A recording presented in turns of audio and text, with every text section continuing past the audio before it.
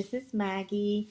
I'm working on a card that I'm going to add on my Rolodex, and this is another technique that I saw, which is using markers and watercolor pencils.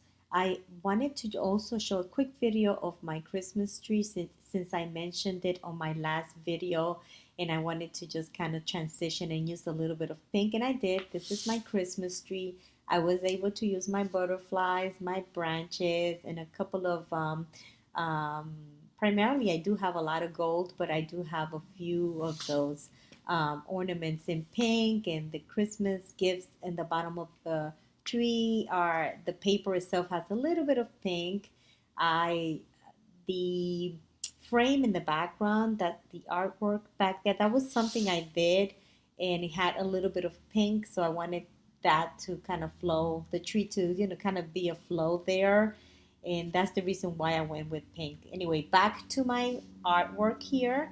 I'm using watercolor for the Christmas leaf and the cherries, and then when I start working on my reindeer, that's when I start using the color pencils and the marker, which was actually a nice technique that I learned, that I also saw in a YouTube video, and I wanted to try it out. I did like it, and I wanted to um, create a card to put it on my Rolodex to remind me of another technique I can use for my journals, or when I'm creating a card, or when I'm doing a tag.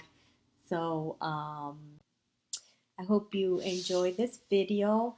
If you have any questions, just let me know. I will jump back in, I believe, in the middle of the video to just explain a little bit of the process. And so if you guys enjoyed this video, please let me know. And thank you again for joining this channel. Talk to you soon.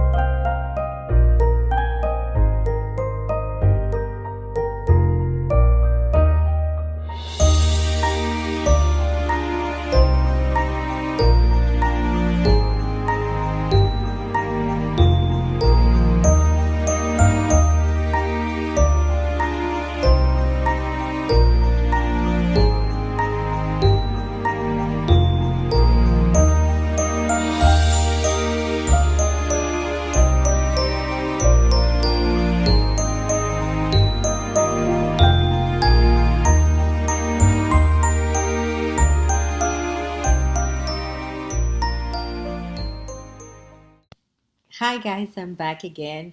I know that in this video I stay a lot in using the markers and the pencil.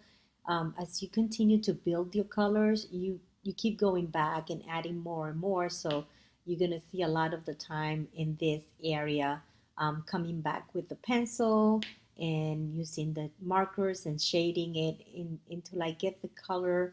The more color and shades that you add, the more alive your artwork is going to look like. So that is what I'm doing here. Every time I was looking at it, I was coming back and adding a little bit more to create more shadows and more define more of this, the drawing itself. I'm using the ink, the white ink, just to do the highlights around in the nose and the eyes and on the cherries. So I'm using that and trying to lighten up some of the colors. So I'm here for a little while before you we start seeing the final product. I also believe that I didn't load when I did the background. The background was not made with the markers and the pencils because it would have taken a long time. So a quick tip for when you're working with a large background is you can use your watercolor or your inks. If not the watercolors of your inks, you can also use pastels and just to cover big areas. I also saw that. I'm going to try that in one of my videos where when I'm working with the background to use pastel, and then all you have to do is at the very end you got to make sure you use that spray to fix and hold it together, because with pastels you know how it is very chalky and the powder's all over the place. But it's just to help you speed up and not take. I'm very impatient, so I don't like to stay too long working with a background. So just a quick tip. So hope you guys like this. And again, if you have any questions, just let me know.